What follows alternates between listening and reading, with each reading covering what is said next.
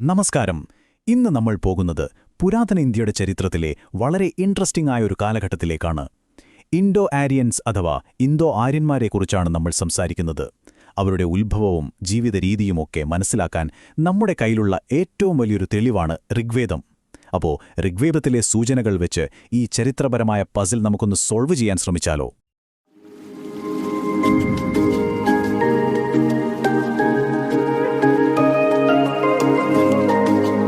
Okay, അപ്പോൾ നമുക്ക് തുടങ്ങാം അല്ലേ? നമ്മൾ ആദ്യം നോക്കാൻ പോകുന്നത് ആരായിരുന്നു ഈ ഇൻഡോ ആര്യൻസ് എന്ന ആ ഒരു പ്രഹേളികയാണ്. അത് കഴിഞ്ഞാൽ അവരെവിടെ നിന്നാണ് വന്നത് എന്നതിനെക്കുറിച്ചുള്ള പലതരം സിദ്ധാന്തങ്ങളുണ്ട്. അതിൻ്റെ ഒരു നിഗൂഢതയിലേക്ക് നമ്മൾ കടക്കും. അവസാനം അവരുടെ ജീവിതത്തെ നിർവചിച്ച നിരന്തരമായ യുദ്ധങ്ങളുടെയും സംഘർഷങ്ങളുടെയും ലോകത്തേക്ക് നമ്മളൊന്ന് എത്തിനോക്കും. ഈ യാത്രയിലൂടെ പുരാതന ഇന്ത്യയെ രൂപപ്പെടുത്തിയ ശക്തികൾ എന്തൊക്കെയായിരുന്നുവെന്ന് നമുക്ക് കൂടുതൽ വ്യക്തമാകും. അപ്പോൾ നമ്മുടെ കഥയുടെ ആദ്യത്തെ ഭാഗം തുടങ്ങുകയാണ്. ഇവിടെ നമ്മൾ ആദ്യം തന്നെ ആരെക്കുറിച്ചാണ് ഈ സംസാരിക്കുന്നതെന്ന് ഉറപ്പിക്കണം. കാരണം അവരുടെ ഐഡന്റിറ്റിയാണ് പിന്നീട് നടന്ന എല്ലാ സംഭവങ്ങൾക്കും അടിസ്ഥാനമാകുന്നത്. അപ്പോൾ ഇതാണ് നമ്മുടെ മുന്നിലുള്ള ഏറ്റവും വലിയ ചോദ്യം. ഇതൊരു സിമ്പിൾ ചോദ്യമല്ലട്ടോ. ഒരുപാട് കാലമായി ചരിത്രകാരന്മാരെയും പുരാവസ്തു ഗവേഷകരെയുമൊക്കെ ഒരുപോലെ കുഴപ്പിച്ചൊരു പസലാണിത്. ഈ ചോദ്യത്തിനുള്ള ഉത്തരം തേടുമ്പോൾ നമ്മൾ പുരാതന ഇന്ത്യയുടെ ചരിത്രത്തിന്റെ ആഴങ്ങളിലേക്കാണ് ശരിക്കും ഇറങ്ങിച്ചെല്ലുന്നത്. ഇവിടെ നമ്മൾ ആദ്യം തന്നെ മനസ്സിലാക്കേണ്ട ഒരു പ്രധാനപ്പെട്ട കാര്യമുണ്ട്. ഈ ഇന്തോ ആര്യൻ എന്ന് പറയുന്നത് ഒരു പ്രത്യേക വംശത്തെയോ റേസിനെയോ അല്ല സൂചിപ്പിക്കുന്നത്. മറിച്ച് ഒരേ ഭാഷ സംസാരിക്കുകയും ഏകദേശം ഒരേപോലത്തെ സംസ്കാരം പങ്കുവയ്ക്കുകയും ചെയ്ത ഒരു ജനവിഭാഗത്തെയാണ്. ഇവരുടെ കഥ നമുക്ക് കിട്ടുന്നത് എവിടെ നിന്നാണെന്നോ? അവരുടെ ഏറ്റവും പ്രധാനപ്പെട്ട ഗ്രന്ഥമായ ഋഗ്വേദത്തിൽ നിന്ന്. അവരുടെ ജീവിതത്തിലേക്ക് തുറന്നുവച്ച ഒരു ജനൽ പോലെയാണ് ഋഗ്വേദം. അവരുടെ ജീവിതം പ്രധാനമായും കന്നുകാലികളെ ചുറ്റിപ്പറ്റിയായിരുന്നു. ഒരിടയ സമൂഹം. അതാണ് ഋഗ്വേദം നമുക്ക് കാണിച്ചു തരുന്നത്. ശരി, ഇനി നമുക്ക് ആ വലിയ ചോദ്യത്തിലേക്ക് വരാം. പുരാതന ചരിത്രത്തിലെ ഏറ്റവും കൂടുതൽ ഡിബേറ്റ് ചെയ്യപ്പെട്ട ഒരു വിഷയം. ഇവരൊക്കെ എവിടെ നിന്നാണ് വന്നത്? ഈ ടേബിൾ കണ്ടില്ലേ? ഇതൊരു ഡിറ്റക്റ്റീവ് കഥ പോലെ തന്നെയുണ്ട് അല്ലേ? ഓരോ പണ്ഡിതനും ഓരോ ക്ലൂ വെച്ച് പല പല നിഗമനങ്ങളിലെത്തുന്നു. ചിലർ സംസ്കൃതവും ലാറ്റിനും തമ്മിലുള്ള സാമ്യം നോക്കുന്നു. മറ്റു ചിലർ ഋഗ്വേദത്തിൽ പറയുന്ന ഭൂപ്രകൃതിയെ അടിസ്ഥാനമാക്കുന്നു. വേറെ ചിലരാണെങ്കിൽ ദീർഘമായ പകലിനെയും രാത്രിയെയും കുറിച്ചുള്ള പരാമർശങ്ങൾ വെച്ച് ആർട്ടിക് പ്രദേശത്തു നിന്നാണ് വന്നതെന്ന് വരെ വാദിക്കുന്നു. ഈ ചോദ്യം എത്രത്തോളം കോംപ്ലക്സ് ആണെന്ന് ഇതിൽ നിന്ന് തന്നെ മനസ്സിലാക്കാം. ഇവിടെയാണ് കാര്യങ്ങൾ ശരിക്കും ഇൻട്രസ്റ്റിംഗ് ആവുന്നത്. ഋഗ്വേദത്തിലെ ഭാഷയായ സംസ്കൃതവും പുരാതന ഇറാനിലെ സൊറോസ്ട്രിയൻ ഗ്രന്ഥമായ അവസ്ഥയിലെ ഭാഷയും തമ്മിൽ ഭയങ്കരമായ സാമ്യമുണ്ട്. ഉദാഹരണത്തിന്, സംസ്കൃതത്തിലെ സ എന്ന അക്ഷരം അവസ്ഥയിലെത്തുമ്പോൾ ഹായായി മാറും. അപ്പോൾ സപ്തസിന്ധു എന്നത് ഹെപ്റ്റ ഹിന്ദു ആവും. സോമം എന്നത് ഹോമമാവും. ഇതൊന്നും യാദൃച്ഛികമായി സംഭവിക്കുന്നതല്ല. ഇത് കാണിക്കുന്നത് എന്താണെന്ന് വെച്ചാൽ, ഈ രണ്ട് ജനവിഭാഗങ്ങളും ഒരു കാലത്ത് ഒരുമിച്ച് ഒരേ പ്രദേശത്ത് ജീവിച്ചിരുന്നു എന്നതിൻ്റെ വളരെ ശക്തമായ ഒരു സൂചനയാണ്. അതുകൊണ്ട് തന്നെയാണ് മധ്യേഷ്യൻ സിദ്ധാന്തത്തിന് ഇത്രയധികം സ്വീകാര്യത കിട്ടുന്നത്. അപ്പോൾ ഇവിടെ ഏറ്റവും പ്രധാനപ്പെട്ട പോയിന്റ് എന്താണെന്ന് വെച്ചാൽ, പണ്ടൊക്കെ പറഞ്ഞിരുന്നതുപോലെ ഒറ്റയടിക്ക് വന്ന് എല്ലാം പിടിച്ചടക്കുന്ന ഒരു ഇൻവേഷനല്ല, മറിച്ച് പല കാലങ്ങളിലായി പല ഘട്ടങ്ങളിലായി നടന്ന കുടിയേറ്റങ്ങൾ, അതായത് മൈഗ്രേഷൻസ്. അതാണ് ഇന്നത്തെ ചരിത്രകാരന്മാർ പൊതുവെ അംഗീകരിക്കുന്ന ആശയം. അപ്പോൾ ഈ മൈഗ്രേഷൻ തിയറി, അതായത് കുടിയേറ്റ സിദ്ധാന്തം, വെറുമൊരു ഊഹമല്ല. അതിനെ സപ്പോർട്ട് ചെയ്യാൻ നല്ല ശക്തമായ തെളിവുകളുണ്ട്. നമുക്കതിനെ മൂന്നായിട്ട് തിരിച്ചു നോക്കാം. ഒന്ന്, പുരാവസ്തുശാസ്ത്രം തരുന്ന തെളിവുകൾ. പിന്നെ നമ്മുടെ ജീനുകളിൽ ഒളിഞ്ഞിരിക്കുന്ന തെളിവുകൾ. പിന്നെ അവർ ഉപയോഗിച്ചിരുന്ന വസ്തുക്കളിൽ നിന്ന് കിട്ടുന്ന തെളിവുകൾ. പുരാവസ്തു ഗവേഷകർ പ്രധാനമായും മധ്യേഷ്യയിലെ ഈ രണ്ട് കൾച്ചറൽ സോണുകളിലേക്കാണ് വിരൽ ചൂണ്ടുന്നത്. ഈ പ്രദേശങ്ങളിൽ നിന്ന് പല പല ഗ്രൂപ്പുകളായി കുടിയേറ്റക്കാർ ഇന്ത്യൻ ഉപഭൂഖണ്ഡത്തിലേക്ക് നീങ്ങിയിരിക്കാമെന്നാണ് കരുതപ്പെടുന്നത്. ഇനി നമുക്ക് ജെനറ്റിക്സിലേക്ക്, അതായത് നമ്മുടെ DNA-യിലെ തെളിവുകളിലേക്ക് വരാം. ഈ 35% എന്ന സംഖ്യ വളരെ പ്രധാനപ്പെട്ട ഒരു കഥയാണ് നമ്മളോട് പറയുന്നത്. ഡൽഹിയിലെ ഹിന്ദി സംസാരിക്കുന്നവരിൽ ഏകദേശം 35% ആളുകളുടെ DNA-യിൽ M17 എന്നൊരു പ്രത്യേക ജനിതക അടയാളം കാണുന്നുണ്ട്. ഇതൊരു പാരമ്പര്യ മുദ്ര പോലെയാണ്. ഇനി കേട്ടോളൂ, ഏറ്റവും രസകരമായ കാര്യം, മധ്യേഷ്യയിലെ ജനങ്ങളിൽ 40%-ൽ കൂടുതൽ ആളുകൾക്ക് ഇതേ ജനിതക അടയാളമുണ്ട്. ഇത് യാദൃശ്ചികമല്ല. ഈ രണ്ട് ജനവിഭാഗങ്ങളും തമ്മിൽ ശക്തമായൊരു പാരമ്പര്യ ബന്ധമുണ്ട് എന്നതിൻ്റെ വ്യക്തമായ തെളിവാണിത്. ഇന്തോ ആര്യന്മാർ എങ്ങനെയാണ് ഇവിടെ എത്തിയതെന്ന് നമുക്ക് ഏകദേശം ഒരു ധാരണ കിട്ടി. ഇനി ഋഗ്വേദം പറയുന്നതനുസരിച്ച് അവരുടെ ജീവിതം ഇവിടെ എങ്ങനെയുള്ളതായിരുന്നു? ഒറ്റവാക്കിൽ പറഞ്ഞാൽ അതൊരു സംഘർഷം നിറഞ്ഞ കാലഘട്ടമായിരുന്നു. ഒരു യുദ്ധത്തിന്റെ യുഗം. ഋഗ്വേദം വായിക്കുമ്പോൾ നമുക്ക് മനസ്സിലാവും, അവിടെ 2 തരത്തിലുള്ള യുദ്ധങ്ങൾ അല്ലെങ്കിൽ ട്രൈബൽ വാർഫെയർ നടന്നിരുന്നു. ഒന്ന്, അവർ ഇന്ത്യൻ ഉപഭൂഖണ്ഡത്തിൽ കണ്ടുമുട്ടിയ തദ്ദേശീയരായ ജനങ്ങളുമായിട്ടുള്ള ഏറ്റുമുട്ടലുകൾ. 2, ഈ ആര്യൻ ഗോത്രങ്ങൾക്കിടയിൽ തന്നെ എപ്പോഴും നടന്നിരുന്ന യുദ്ധങ്ങൾ. ഈ 2 വാക്കുകൾ ഡസ, ഡസ്യു, ഇത് തമ്മിലുള്ള വ്യത്യാസം മനസ്സിലാക്കുന്നത് വളരെ ഇമ്പോർട്ടൻ്റാണ്. ഋഗ്വേദത്തിൽ ദസ്യുകളെ വലിയ ശത്രുക്കളായിട്ടാണ് കാണുന്നത്. ദസ്യുഹത്യ, അതായത് ദസ്യുക്കളെ കൊല്ലുക എന്ന വാക്കുവരെ ഋഗ്വേദത്തിൽ പലതവണ വരുന്നുണ്ട്. അത്രത്തോളം ശത്രുതയുണ്ടായിരുന്നു. എന്നാൽ ദസകളോടുള്ള സമീപനം അത്ര കഠിനമായിരുന്നില്ല. ഒരുപക്ഷെ അവർ ആര്യന്മാരുടെ തന്നെ മറ്റൊരു വിഭാഗമായിരുന്നിരിക്കാം, അല്ലെങ്കിൽ പിന്നീട് അവരുടെ സമൂഹത്തിലേക്ക് ലയിച്ചു ചേർന്നവരാകാം. അപ്പോൾ ഈ യുദ്ധങ്ങളിലൊക്കെ അവർക്ക് എങ്ങനെയാണ് വിജയിക്കാൻ കഴിഞ്ഞത്? പ്രധാനമായും 2 കാര്യങ്ങൾ കൊണ്ടായിരുന്നു. ഒന്ന്, അവരുടെ കുതിരകളെ പൂട്ടിയ രഥങ്ങൾ. അത് ആ പ്രദേശത്ത് ഒരു പുതിയ ടെക്നോളജിയായിരുന്നു. പിന്നെ അക്കാലത്തെ മികച്ച ആയുധങ്ങളും. അതായത് യുദ്ധം പുറത്തുനിന്നുള്ളവരുമായിട്ട് മാത്രമായിരുന്നില്ല. ഈ ആര്യൻ ഗോത്രങ്ങൾക്കിടയിൽ തന്നെ എപ്പോഴും പ്രശ്നങ്ങളായിരുന്നു. അധികാരത്തിനും വിഭവങ്ങൾക്കും വേണ്ടി അവർ പരസ്പരം നിരന്തരം യുദ്ധം ചെയ്തിരുന്നു. ഇതിനേറ്റവും വലിയൊരു ഉദാഹരണമാണ് ഋഗ്വേദത്തിൽ പറയുന്ന 10 രാജാക്കന്മാരുടെ യുദ്ധം, അഥവാ ദാസരാജൻ. ഭരതഗോത്രത്തിലെ തലവനായ സുദാസ് മറ്റ് 10 ഗോത്രങ്ങളുടെ ഒരു വലിയ സഖ്യത്തിനെതിരെയാണ് ഈ യുദ്ധം ചെയ്തത്. അപ്പോൾ ഓർത്തു നോക്കൂ, ഈ ആഭ്യന്തര കലഹങ്ങൾ എത്രത്തോളം വലുതായിരുന്നുവെന്ന്. ശരി, ഇത്രയധികം യുദ്ധങ്ങൾ, ഇത്രയധികം സംഘർഷങ്ങൾ, എന്തിനു വേണ്ടിയായിരുന്നു ഇതെല്ലാം? എന്തായിരുന്നു ഈ യുദ്ധങ്ങളുടെയൊക്കെ പിന്നിലെ യഥാർത്ഥ കാരണം? നമുക്ക് നോക്കാം. ഋഗ്വേദകാലത്തെ യുദ്ധത്തിന്റെ കാരണം മനസ്സിലാക്കാൻ ഈ ഒരൊറ്റ വാക്ക് മതി: ഗവിഷ്ടി. യുദ്ധമെന്നതിന് അവർ ഉപയോഗിച്ചിരുന്ന ഒരു വാക്കാണിത്. അതിന്റെ അർത്ഥം പശുക്കൾക്ക് വേണ്ടിയുള്ള അന്വേഷണം എന്നാണ്. കണ്ടില്ലേ, യുദ്ധത്തിന്റെ കാരണം ആ വാക്കിൽ തന്നെയുണ്ട്. അതെ, നിങ്ങൾ കേട്ടത് ശരിയാണ്. അവരുടെ മിക്ക യുദ്ധങ്ങളും പശുക്കൾക്ക് വേണ്ടിയായിരുന്നു. കാരണം ആ കാലഘട്ടത്തിൽ പശുക്കളായിരുന്നു ഏറ്റവും വലിയ സമ്പത്ത്. ആരുടെ കയ്യിലാണോ കൂടുതൽ പശുക്കളുള്ളത് അവരായിരുന്നു ഏറ്റവും വലിയ പണക്കാർ, ഏറ്റവും വലിയ ശക്തിയും. അപ്പോൾ നമുക്കൊന്നുകൂടി ഉറപ്പിക്കാം, ഈ യുദ്ധങ്ങളുടെ കാരണങ്ങൾ എന്തൊക്കെയായിരുന്നു? ഒന്നാമത്തേതും ഏറ്റവും പ്രധാനപ്പെട്ടതും കന്നുകാലികൾ, അതായത് സമ്പത്ത്. പിന്നെ ആ കന്നുകാലികൾക്ക് മേയാനുള്ള ഭൂമി, അതായത് മേച്ചിൽപ്പുറങ്ങൾ. പിന്നെ വെള്ളം. അതുപോലെ തന്നെ യുദ്ധത്തിൽ തോൽക്കുന്നവരെ തടവുകാരായി പിടിച്ചുകൊണ്ടുപോകുന്നതും ഒരു ലക്ഷ്യമായിരുന്നു. എല്ലാം ഒരു ഇടയ സമൂഹത്തിന്റെ അടിസ്ഥാന ആവശ്യങ്ങളുമായി ബന്ധപ്പെട്ടതായിരുന്നു. അപ്പോൾ ഇൻഡോ ആര്യൻസ് ആരാണെന്നൊരു പ്രഹേളികയിൽ നിന്ന് തുടങ്ങി തെളിവുകൾ ഒന്നൊന്നായി പരിശോധിച്ചപ്പോൾ നമുക്ക് കിട്ടിയ ചിത്രം ഇതാണ്. പല ഘട്ടങ്ങളായി നടന്നൊരു കുടിയേറ്റത്തിന്റെയും പുതിയ നാട്ടിൽ അതിജീവനത്തിനും വിഭവങ്ങൾക്കും വേണ്ടിയുള്ള നിരന്തരമായ പോരാട്ടത്തിന്റെയും കഥ. അപ്പോൾ നമ്മളീ കണ്ടതൊന്നും ഒരു കഥയുടെ അവസാനമല്ല, മറിച്ചൊരു വലിയ ചരിത്രത്തിന്റെ തുടക്കമാണ്. നമ്മൾ സ്വയം ചോദിക്കേണ്ട ഒരു ചോദ്യമുണ്ട്: ഈ കുടിയേറ്റവും സംഘർഷവുമൊക്കെ നിറഞ്ഞ കാലഘട്ടം പുരാതന ഇന്ത്യയുടെ സാമൂഹികവും രാഷ്ട്രീയവുമായ ഘടനയെ എങ്ങനെയായിരിക്കും രൂപപ്പെടുത്തിയിട്ടുണ്ടാവുക? ഈ പ്രക്ഷുബ്ധമായ കാലഘട്ടമാണ് പിന്നീട് വന്ന വലിയ സാമ്രാജ്യങ്ങൾക്കും സങ്കീർണമായ സാമൂഹിക വ്യവസ്ഥകൾക്കും അടിത്തറ പാകിയത്. ഇതിനെക്കുറിച്ച് കൂടുതൽ ചിന്തിക്കാൻ ഞാൻ നിങ്ങളെ പ്രോത്സാഹിപ്പിക്കുന്നു. ഒന്ന് ആലോചിച്ചു നോക്കൂ, കല്ലിലോ കടലാസിലോ ഒന്നുമല്ല, മനുഷ്യന്റെ ഓർമ്മയിൽ മാത്രം ആയിരക്കണക്കിന് വർഷം നിലനിന്ന ഒരു ഗ്രന്ഥം. അങ്ങനെയൊന്നും ഉണ്ടാകുമോ? ഉണ്ട്. അതാണ് ഋഗ്വേദം. ഇന്ന് നമ്മൾ ഋഗ്വേദത്തെക്കുറിച്ചാണ് സംസാരിക്കുന്നത്. പക്ഷേ ഇതൊരു മതപരമായ ചർച്ചയല്ല, മറിച്ച് ഏകദേശം 3500 വർഷം പഴക്കമുള്ള ഒരു ലോകത്തേക്ക് നമുക്ക് തുറന്നു കിട്ടുന്ന ഒരേയൊരു ജാലകം എന്ന നിലയിലാണ് നമ്മളിതിനെ കാണാൻ പോകുന്നത്. അപ്പോൾ സ്വാഭാവികമായും ഒരു ചോദ്യം വരും, അല്ലേ? ഏകദേശം 3500 വർഷം മുൻപുള്ളൊരു കാലം ആലോചിച്ചു നോക്കൂ. ആ കാലത്തെക്കുറിച്ച് പഠിക്കാൻ നമുക്ക് കയ്യിലെന്താണുള്ളത്?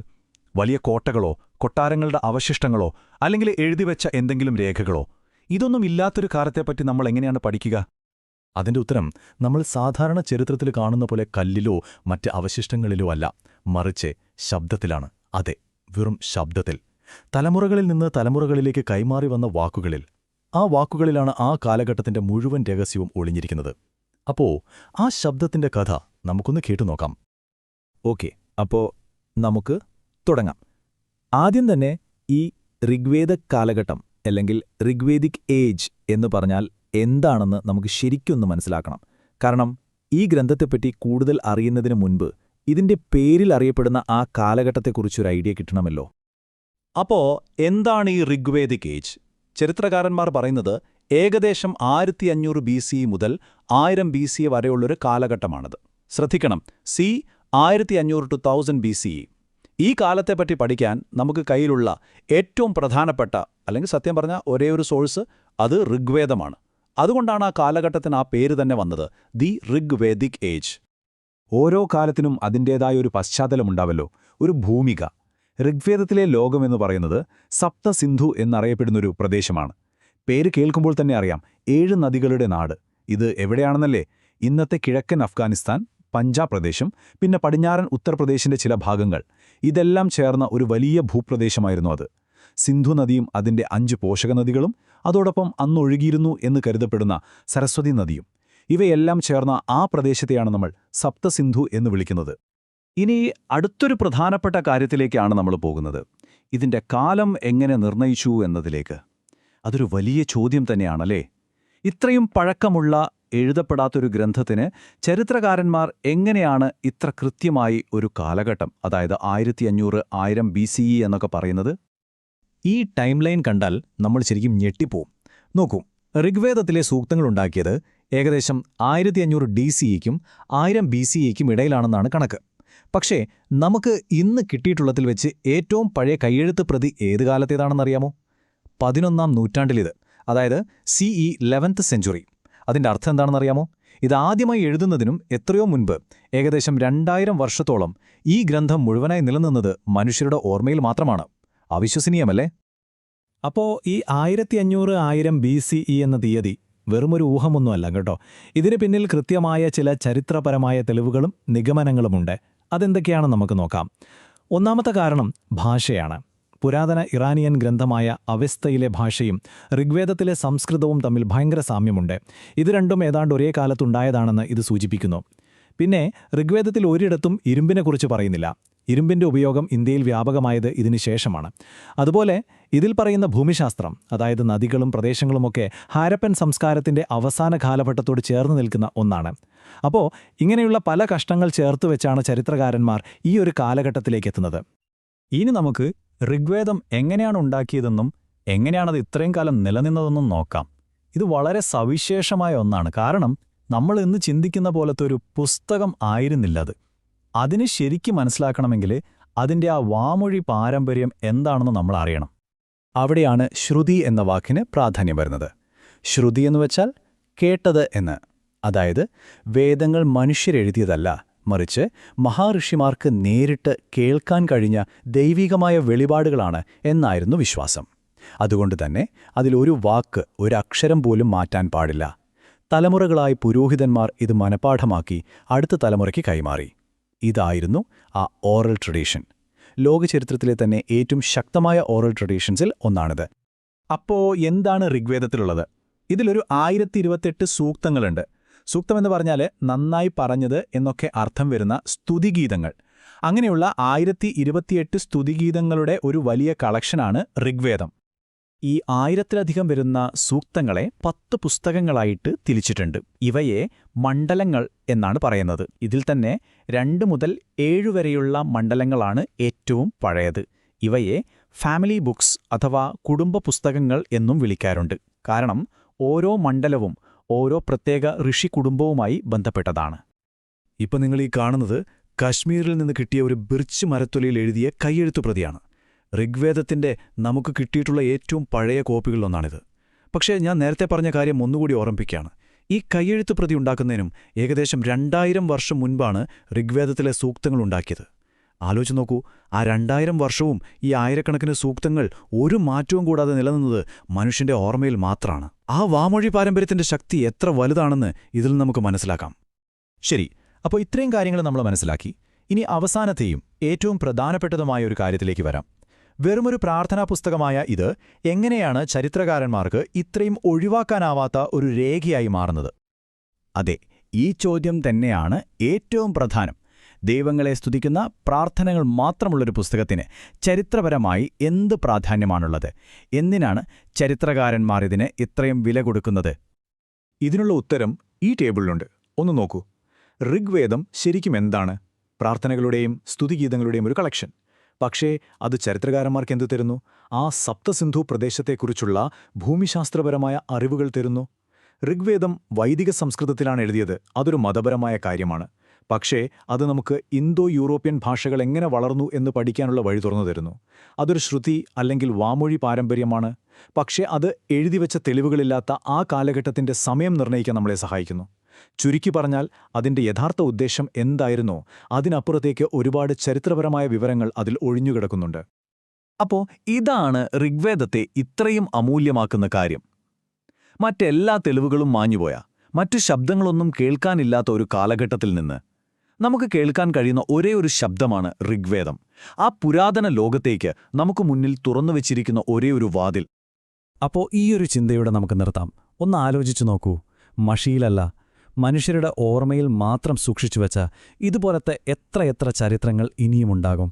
ഇത് നമ്മളെ ചരിത്രം എന്നതിനെപ്പറ്റി തന്നെ ഒന്നുകൂടി ചിന്തിക്കാൻ പ്രേരിപ്പിക്കുകയാണ്, അല്ലേ?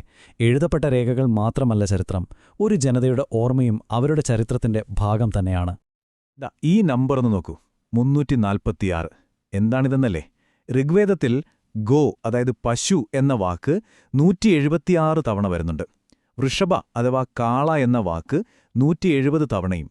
രണ്ടും കൂടി കൂട്ടിയാൽ 346 തവണ. വേറെ ഏതൊരു മൃഗത്തിന്റെ പേരിനേക്കാളും, ഏതൊരു വസ്തുവിനേക്കാളും കൂടുതൽ തവണ. ഈ ഒരൊറ്റ കണക്ക് മതി നമുക്ക് മനസ്സിലാക്കാൻ അവരുടെ ജീവിതത്തിൽ കന്നുകാലികൾക്ക് എന്തുമാത്രം പ്രാധാന്യമുണ്ടായിരുന്നുവെന്ന്. അന്നത്തെ കാലത്ത് ഒരു പണക്കാരനെ, ഒരു ധനികനെ വിളിച്ചിരുന്ന പേരെന്താണെന്നറിയോ? ഗോമത്. അതിന്റെ അർത്ഥം എന്താണെന്ന് വെച്ചാൽ ധാരാളം പശുക്കളുള്ളവൻ എന്ന്. അപ്പോൾ ചുരുക്കി പറഞ്ഞാൽ നിങ്ങളുടെ ബാങ്ക് ബാലൻസ് അല്ല, നിങ്ങളുടെ തൊഴുത്തിലെ പശുക്കളുടെ എണ്ണമായിരുന്നു നിങ്ങളുടെ സ്റ്റാറ്റസ് നക്കി ചെയ്തിരുന്നത്. അപ്പോൾ എന്തുകൊണ്ടാണ് ഈ പശുക്കൾക്ക് ഇത്രയും വലിയ വില കിട്ടിയിരുന്നത്? ശരി, അതിന് പല കാരണങ്ങളുണ്ട്. ഒന്ന്, പാലും നെയ്യുമൊക്കെ അവർക്ക് കിട്ടിയിരുന്നത് പശുക്കളിൽ നിന്നാണ്. അത് പ്രധാനപ്പെട്ട ഭക്ഷണമായിരുന്നല്ലോ. പിന്നെ കൃഷിക്ക് നിലമുഴണമെങ്കിൽ കാളകൾ വേണം. എല്ലാത്തിനും മുകളിൽ പശുക്കളൊരു തരം കറൻസി പോലെയായിരുന്നു. സാധനങ്ങൾ വാങ്ങാനും വിൽക്കാനുമൊക്കെ പശുക്കളെയാണ് ഉപയോഗിച്ചിരുന്നത്. പുരോഹിതന്മാർക്ക് ദക്ഷിണ കൊടുക്കുന്നതോ? അതും പശുക്കൾ. ഇനിയൊരു യുദ്ധം ജയിച്ചാലോ? കിട്ടുന്ന ഏറ്റവും വലിയ സമ്മാനവും പശുക്കൾ തന്നെ. ഒരു സമൂഹത്തിന് എന്താണ് ഏറ്റവും പ്രധാനമെന്നറിയാൻ അവരുടെ ഭാഷ നോക്കിയാൽ മതി. ഋഗ്വേദ കാലഘട്ടത്തിലെ ഭാഷ പരിശോധിച്ചാൽ ഒരു കാര്യം വ്യക്തമാകും. അവിടുത്തെ പല പ്രധാനപ്പെട്ട വാക്കുകൾക്കും ഗോ, അതായത് പശുവുമായി എന്തെങ്കിലും ഒരു ബന്ധമുണ്ടായിരുന്നു. നമുക്ക് നോക്കാം. ഇപ്പൊ നോക്കൂ, മകളെ വിളിച്ചിരുന്നത് ദുഹിദ്ര എന്ന. അതിന്റെ അർത്ഥം കറക്കുന്നവളെന്നാണ്. കാരണം പശുവിനെ കറക്കുക എന്നത് മകളുടെ ഒരു പ്രധാന ജോലിയായിരുന്നു.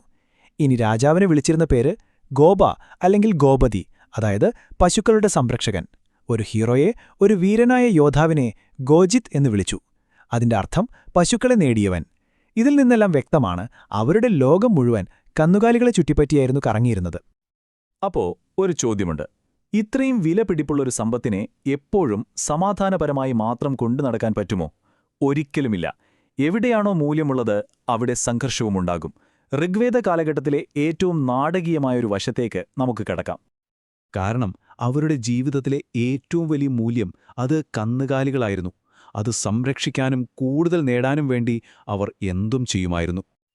അതുകൊണ്ട് തന്നെ അക്കാലത്തെ യുദ്ധങ്ങൾ നടന്നത് വലിയ സാമ്രാജ്യങ്ങൾക്കോ സ്വർണത്തിനോ ഭൂമിക്കോ വേണ്ടിയായിരുന്നില്ല, മറിച്ച് കന്നുകാലികൾക്ക് വേണ്ടിയായിരുന്നു.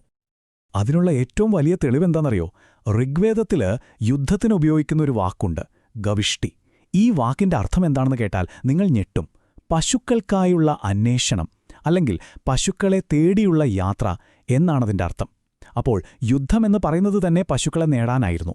സ്വന്തം കന്നുകാലികളെ സംരക്ഷിക്കുക, മറ്റുള്ളവരുടെ കന്നുകാലികളെ പിടിച്ചെടുക്കുക, ഇതായിരുന്നു ഒരു ഗോത്രത്തിന്റെ നിലനിൽപ്പും വളർച്ചയും തീരുമാനിച്ചിരുന്നത്. ഇത്രയും നേരം നമ്മൾ കന്നുകാലികളെക്കുറിച്ച് സംസാരിച്ചു. അപ്പോൾ സ്വാഭാവികമായും ഒരു സംശയം വരും, കൃഷിയുടെ അവസ്ഥ എന്തായിരുന്നു? അവർക്ക് കൃഷി അറിയില്ലായിരുന്നോ? അറിയാമായിരുന്നു, തീർച്ചയായും. പക്ഷേ കൃഷിയുടെ റോള് ഇന്നത്തേത് പോലെയായിരുന്നില്ല. അത് തികച്ചും വ്യത്യസ്തമായിരുന്നു. ഈയൊരു താരതമ്യം നോക്കുമ്പോൾ തന്നെ നമുക്ക് കാര്യം പിടികിട്ടും. ഋഗ്വേദകാലത്തെ ഇക്കണോമിയിൽ 1-ാം സ്ഥാനം എപ്പോഴും കാലി വളർത്തലിനായിരുന്നു. കൃഷി ഒരു സെക്കൻഡറി റോളിലായിരുന്നു, ഒരു സപ്പോർട്ടിംഗ് ആക്ടർ എന്ന് വേണമെങ്കിൽ പറയാം. അവരുടെ പ്രധാന സമ്പത്ത്, കാറ്റൽ വെൽത്ത്, കന്നുകാലികളായിരുന്നു. കൃഷി ചെയ്തിരുന്നത് പ്രധാനമായും 2 കാര്യങ്ങൾക്കാണ്. ഒന്ന്, ഈ കന്നുകാലികൾക്ക് വേണ്ട തീറ്റ ഉണ്ടാക്കാൻ. 2, അവർക്ക് കഴിക്കാൻ വേണ്ടി ബാർലി അഥവാ യവ ഉൽപ്പാദിപ്പിക്കാൻ. മാത്രമല്ല അവരുടെ കൃഷിരീതികളും വളരെ ലളിതമായിരുന്നു. ഋഗ്വേദത്തിലാകെ പരാമർശിക്കുന്ന ഒരു ധാന്യം യവ, അതായത് ബാർലി മാത്രമാണ്.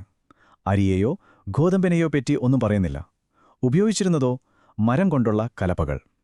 പിന്നെ വനപ്രദേശങ്ങൾ കത്തിച്ച് ആ ചാലത്തിൽ കൃഷി ചെയ്യുന്ന ഷിഫ്റ്റിംഗ് കൾട്ടിവേഷൻ എന്ന രീതിയും അവർക്കുണ്ടായിരുന്നു. ഇതിൽ നിന്നെല്ലാം ഒരു കാര്യം വ്യക്തമാണ്. കൃഷിയുടെ ഒരു പ്രധാന ലക്ഷ്യം തന്നെ തങ്ങളുടെ ഏറ്റവും വലിയ സമ്പത്തായ കന്നുകാലികൾക്കു വേണ്ട തീറ്റ ഉറപ്പാക്കുക എന്നതായിരുന്നു. ഈ കാണുന്ന ഉദ്ധരണി നമ്മൾ ഇത്രയും നേരം പറഞ്ഞ കാര്യങ്ങളെല്ലാം ഒരൊറ്റ വാചകത്തിൽ ഒതുക്കുന്നുണ്ട്. അവർക്ക് കൃഷി അറിയാമായിരുന്നു. പക്ഷേ ഋഗ്വേദ സമൂഹം പ്രധാനമായും ഒരു ഇടയ സമൂഹമായിരുന്നു. അവരുടെ ഐഡന്റിറ്റി, അവരുടെ ഇക്കണോമി എല്ലാം നിർവചിച്ചത് കന്നുകാലികളുമായുള്ള അവരുടെ ബന്ധമായിരുന്നു. അതൊരു പാസ്റ്ററൽ ജീവിതരീതി തന്നെയായിരുന്നു. അപ്പോ ഇവിടൊരു വലിയ ചോദ്യം ബാക്കിയുണ്ട്. പശുക്കൾ സമ്പത്തും യുദ്ധത്തിന്റെ കാരണവുമൊക്കെ ആയിരുന്ന ഒരു ലോകം, അവിടെ നിന്ന് എങ്ങനെയാണ് ഭൂമി ഏറ്റവും വലിയ സമ്പത്തായി മാറുന്ന വലിയ വലിയ കാർഷിക സാമ്രാജ്യങ്ങളുണ്ടാകുന്ന ഒരു കാലഘട്ടത്തിലേക്ക് ഈ സമൂഹം യാത്ര ചെയ്തത്? ഒന്ന് ആലോചിച്ചു നോക്കിയേ. ഒരു രാജാവുണ്ട്, പക്ഷേ ഒരു സാമ്രാജ്യമില്ല. നിയമങ്ങളൊക്കെയുണ്ട്, പക്ഷേ സ്ഥിരമായ ഒരു സൈന്യമോ കൃത്യമായി പിരിക്കുന്ന നികുതിയോ ഒന്നും തന്നെയില്ല. കേൾക്കുമ്പോൾ തന്നെ ഒരു കൗതുകം തോന്നുന്നില്ലേ? ഇതാണ് ഋഗ്വേദ കാലഘട്ടത്തിലെ രാഷ്ട്രീയ ലോകം. അപ്പോ നമ്മളിന്ന് നോക്കാൻ പോകുന്നത് ഈ ഒരു പ്രത്യേക കാലഘട്ടത്തെക്കുറിച്ചാണ്. അതായത് ഭൂപ്രദേശങ്ങൾക്ക് പകരം മനുഷ്യബന്ധങ്ങളെ, ഒരു ഗോത്രത്തെ അടിസ്ഥാനമാക്കിയിരുന്ന ഒരു ഭരണക്രമം. എങ്ങനെയുണ്ടാകും അത്? അപ്പോ ഇവിടെയാണ് ഏറ്റവും പ്രധാനപ്പെട്ട ഒരു ചോദ്യം വരുന്നത്. ഒരു സ്ഥലത്ത് സ്ഥിരമായി താമസിക്കാത്ത, കന്നുകാലികളെയും കൊണ്ട് ഒരിടത്ത് നിന്ന് മറ്റൊരിടത്തേക്ക് സഞ്ചരിക്കുന്ന ഒരു ജനത്തെ അവരെ എങ്ങനെയാണ് ഭരിക്കുക? ഈ ഒരു വലിയ വെല്ലുവിളിക്കുള്ള ഒരു ഉത്തരമാണ് ശരിക്കും പറഞ്ഞാൽ ഋഗ്വേദ കാലഘട്ടത്തിലെ ഈ രാഷ്ട്രീയ ഘടനയുടെ കാതൽ. ശരി, നമുക്ക് തുടങ്ങാം. ആദ്യം തന്നെ ഒരു കാര്യം വ്യക്തമാക്കാം. നമ്മൾ ഈ ഋഗ്വേദ കാലഘട്ടത്തെക്കുറിച്ച് പറയുമ്പോൾ മനസ്സിലേക്ക് വലിയ കോട്ടകളും കൊട്ടാരങ്ങളുമുള്ള ഒരു രാജഭരണമൊന്നും കൊണ്ടുവരരുത്. അതായിരുന്നില്ല സംഭവം. അതൊരു തികച്ചും വ്യത്യസ്തമായൊരു ലോകമായിരുന്നു, ഒരു സാമൂഹിക ക്രമമായിരുന്നു. അപ്പോ ഈ ഒരു സിസ്റ്റത്തിന്റെ ഏറ്റവും അടിസ്ഥാനപരമായ യൂണിറ്റ് എന്ന് പറയുന്നത് ജനയായിരുന്നു, അതായത് ഗോത്രങ്ങൾ. ഇവിടെയാണ് നമ്മളെ അത്ഭുതപ്പെടുത്തുന്ന ഒരു കാര്യം ഒളിഞ്ഞിരിക്കുന്നത്. എന്താണെന്നോ? ജനപദം എന്ന വാക്ക്, അതായത് ഒരു പ്രദേശത്തെ സൂചിപ്പിക്കുന്ന ആ വാക്ക് ഋഗ്വേദത്തിൽ ഒരിടത്തു പോലും നമുക്ക് കാണാൻ കഴിയില്ല. അതിന്റെ അർത്ഥം എന്താ? അവരുടെ കൂറ്, അവരുടെ ലോയൽറ്റി ഒരു തുണ്ട് ഭൂമിയോടായിരുന്നില്ല, മറിച്ച് അവരുടെ ഗോത്രത്തിലെ ആളുകളോട്, അവരുടെ സ്വന്തം ആളുകളോട് തന്നെയായിരുന്നു. അവരുടെ ജീവിതരീതി തന്നെ കന്നുകാലികളെ ചുറ്റിപ്പറ്റിയായിരുന്നു. അതുകൊണ്ട് തന്നെ അന്നത്തെ കാലത്ത് സമ്പത്തെന്ന് പറഞ്ഞാൽ ഇന്നത്തെ പോലെ ഭൂമിയോ സ്വർണമോ ഒന്നുമല്ല, പശുക്കളായിരുന്നു. അപ്പോൾ സ്വാഭാവികമായും യുദ്ധങ്ങൾ എന്തിനായിരിക്കും? ഭൂമി പിടിച്ചെടുക്കാനല്ല, മറിച്ച് പശുക്കളെ സംരക്ഷിക്കാൻ, അല്ലെങ്കിൽ ചിലപ്പോൾ മോഷ്ടിക്കാൻ. ഗവിഷ്ടി എന്ന വാക്കിന് പശുക്കൾക്കായുള്ള അന്വേഷണമെന്ന് തന്നെയാണ് അർത്ഥം. ഇതിൽ നിന്ന് തന്നെ ആ കാലഘട്ടത്തിന്റെ ഒരു ചിത്രം നമുക്ക് വ്യക്തമായി കിട്ടുന്നുണ്ടല്ലേ? ശരി, അപ്പൊ ഈ ഗോത്രങ്ങളെയാക്ക് ആരാണ് നയിച്ചിരുന്നത്? ആരായിരുന്നു ലീഡർ? അവിടെയാണ് നമ്മുടെ ഈ കഥയിലെ പ്രധാന കഥാപാത്രം വരുന്നത്. രാജൻ, അല്ലെങ്കിൽ നമുക്ക് ഗോത്രതലവൻ എന്ന് വിളിക്കാം. ഈ രാജൻ എന്ന പദവി അത് സ്വാഭാവികമായി അങ്ങ് രൂപപ്പെട്ട ഒന്നാണ്. എപ്പോഴും സംഘർഷങ്ങളുണ്ടാകാൻ സാധ്യതയുള്ളൊരു സമൂഹത്തിൽ ആ ഗോത്രത്തെ ഒന്നിച്ചു നിർത്താനും നയിക്കാനും കഴിവുള്ളൊരു നേതാവ് അത്യാവശ്യമാണല്ലോ. അദ്ദേഹം ഒരു ചക്രവർത്തിയെപ്പോലെ മുകളിലിരിക്കുന്ന ഒരാളായിരുന്നില്ല, മറിച്ച് ഒരു ടീം ക്യാപ്റ്റനെ പോലെ ആ ഗോത്രത്തിന്റെ ഒരു സംരക്ഷകനായിരുന്നു. അപ്പോ എന്തൊക്കെയായിരുന്നു ഈ രാജന്റെ പ്രധാനപ്പെട്ട ജോലികൾ? അദ്ദേഹത്തെ വിളിച്ചിരുന്നൊരു പേര് കേട്ടാൽ തന്നെ നമുക്ക് കാര്യം മനസ്സിലാവും. ഗോപതി, അതായത് പശുക്കളുടെ സംരക്ഷകൻ. അത് തന്നെയായിരുന്നു പ്രധാന ഉത്തരവാദിത്വം. അതുകൂടാതെ യുദ്ധം വരുമ്പോ ഗോത്രത്തെ മുന്നിൽ നിന്ന് നയിച്ച് വിജയത്തിലെത്തിക്കണം. പിന്നെ ഗോത്രത്തിലെ എല്ലാവർക്കും വേണ്ടി ദൈവങ്ങളോട് പ്രാർത്ഥിക്കുക, യാഗങ്ങൾ നടത്തുക. ഇതൊക്കെയായിരുന്നു അദ്ദേഹത്തിന്റെ പ്രധാന ചുമതലകൾ. അപ്പോ ഈ രാജനെ എങ്ങനെയാണ് തെരഞ്ഞെടുത്തിരുന്നത്? ഇവിടെ കാര്യങ്ങൾ അത്ര സിമ്പിളല്ല, കുറച്ചുകൂടി കോംപ്ലിക്കേറ്റഡ് ആണ്. ചില സന്ദർഭങ്ങളിൽ നോക്കുമ്പോൾ ഈ സ്ഥാനം പാരമ്പര്യമായി, അതായത് അച്ഛനിൽ നിന്നും മകനിലേക്ക് കിട്ടുന്നതായി കാണാം. പക്ഷേ അതേസമയം തന്നെ മറ്റു ചില സൂചനകൾ പറയുന്നത് എന്താണെന്നാൽ ഗോത്രത്തിലെ പൊതുസഭയായ സമിതി രാജനെ തെരഞ്ഞെടുത്തിരുന്നു എന്നാണ്. അപ്പോൾ ഒരുപക്ഷെ ഇങ്ങനെ ആയിരിക്കാം സംഭവിച്ചത്. പാരമ്പര്യമായി രാജാവാകാൻ അവകാശമുണ്ടെങ്കിൽ പോലും ആ ഗോത്രസഭയുടെ, അതായത് ജനങ്ങളുടെ ഒരു അംഗീകാരം കൂടി വേണ്ടിയിരുന്നിരിക്കാം. രണ്ടും ചേർന്ന ഒരു സിസ്റ്റം. ഇനി നമ്മൾ പറയാൻ പോകുന്നതാണ് ഈ ഭരണ സംവിധാനത്തിലെ ഏറ്റവും പ്രധാനപ്പെട്ട, ഏറ്റവും രസകരമായ കാര്യം. രാജനൊരിക്കലും ഒരു ഏകാധിപതി ആയിരുന്നില്ല. അദ്ദേഹത്തിന് തോന്നിയ പോലെ ഒന്നും ചെയ്യാൻ പറ്റില്ലായിരുന്നു. അദ്ദേഹത്തിന്റെ അധികാരത്തിന് കൃത്യമായ അതിർവരമ്പുകളുണ്ടായിരുന്നു. ഈ അധികാരത്തെ നിയന്ത്രിച്ചിരുന്നത് ആരാണെന്നോ? ഗോത്രത്തിലെ പൊതുസഭകൾ. അപ്പോ എന്തായിരുന്നു ഈ രാജാവിന്റെ അധികാരത്തെ ബാലൻസ് ചെയ്തിരുന്ന ആ വലിയ ശക്തി? നമുക്ക് ഋഗ്വേദ കാലഘട്ടത്തിലെ ആ ജനകീയ സഭകളെക്കുറിച്ച് കുറച്ചുകൂടി അടുത്തറിയാം. പ്രധാനമായും 2 സഭകളെക്കുറിച്ചാണ് നമ്മൾ കേൾക്കുന്നത്: സഭയും സമിതിയും. ഇതിൽ സഭ എന്ന് പറയുന്നത് ഒരുപക്ഷേ ഗോത്രത്തിലെ കുറച്ചുകൂടി പ്രായവും അനുഭവപരിചയവുമുള്ള പ്രമുഖരായ ആളുകൾ ചേർന്ന് ഒരു ചെറിയ കൗൺസിൽ പോലെയായിരുന്നിരിക്കാം. എന്നാൽ സമിതി അങ്ങനെയല്ല. അത് ഗോത്രത്തിലെ എല്ലാ അംഗങ്ങൾക്കും പങ്കെടുക്കാവുന്ന ഒരു വലിയ പൊതുസമ്മേളനമായിരുന്നു. ഈ സഭകളൊന്നും വെറുതെ സംസാരിച്ചിരിക്കാനുള്ള സ്ഥലങ്ങളായിരുന്നില്ല കേട്ടോ. വളരെ സീരിയസ് ആയ കാര്യങ്ങളാണ് അവിടെ ചർച്ച ചെയ്തിരുന്നത്. ഗോത്രത്തെ മൊത്തത്തിൽ ബാധിക്കുന്ന കാര്യങ്ങൾ, അതായത് യുദ്ധം വേണോ സമാധാനം വേണോ എന്നൊക്കെ തീരുമാനിച്ചിരുന്നത് ഇവിടെ വെച്ചാണ്. പക്ഷേ ഇതിലേറ്റവും ശ്രദ്ധേയമായ ഏറ്റവും ഇൻട്രസ്റ്റിംഗ് ആയ കാര്യം എന്താണെന്ന് വെച്ചാൽ, ഈ സഭകളിൽ സ്ത്രീകൾക്കും പങ്കെടുക്കാൻ അവകാശമുണ്ടായിരുന്നു. പിൽക്കാലത്തെ സമൂഹങ്ങളുമായി താരതമ്യം ചെയ്യുമ്പോൾ ഇതെത്ര വലിയൊരു മുന്നേറ്റമാണെന്നൊന്ന് ആലോചിച്ചു നോക്കൂ. അപ്പോ ചുരുക്കി പറഞ്ഞാൽ ഇതൊരു വൺ വേ ട്രാഫിക് ആയിരുന്നില്ല. രാജന് സഭകളെ സ്വാധീനിക്കാൻ കഴിഞ്ഞിരുന്നു എന്നത് ശരിയാണ്. എന്നാൽ അതേസമയം തന്നെ സഭകൾക്ക് രാജാവിനെ നിയന്ത്രിക്കാനും ഒരുപക്ഷെ ചോദ്യം ചെയ്യാനും കഴിഞ്ഞിരുന്നു. പരസ്പരം ഒരു ചെക്ക് ആൻഡ് ബാലൻസ് ഉണ്ടായിരുന്ന ഒരു സന്തുലിതമായ സംവിധാനമായിരുന്നത്. ശരി, അപ്പോ രാജനുണ്ട്, അദ്ദേഹത്തെ നിയന്ത്രിക്കാൻ സഭയും സമിതിയുമുണ്ട്, പിന്നെ ഗോത്രത്തിലെ ജനങ്ങളും. ഇതെല്ലാം കൂടി ചേരുമ്പോൾ ഈ ഭരണ സംവിധാനം പ്രായോഗികമായി എങ്ങനെയാണ് പ്രവർത്തിച്ചിരുന്നത് നമുക്കൊന്ന് നോക്കാം. ഏതൊരു ഭരണ സംവിധാനത്തിനും പണം ആവശ്യമാണല്ലോ. അപ്പോ ഇവരുടെ സാമ്പത്തിക അടിത്തറ എന്തായിരുന്നു? അവിടെയാണ് ബലി എന്ന വാക്ക് വരുന്നത്. പക്ഷേ ശ്രദ്ധിക്കണം, ഇത് നമ്മൾ ഇന്ന് കാണുന്ന പോലെയുള്ള ഒരു നിർബന്ധിത നികുതിയല്ല. മറിച്ച് ഗോത്രത്തിലെ അംഗങ്ങൾ അവരുടെ നേതാവിനെ സ്നേഹത്തോടെയും ബഹുമാനത്തോടെയും നൽകുന്ന സമ്മാനങ്ങളായിരുന്നു. പിന്നെ യുദ്ധത്തിൽ ജയിക്കുമ്പോൾ കിട്ടുന്ന സമ്പത്തും ഒരു പ്രധാന വരുമാന മാർഗമായിരുന്നു.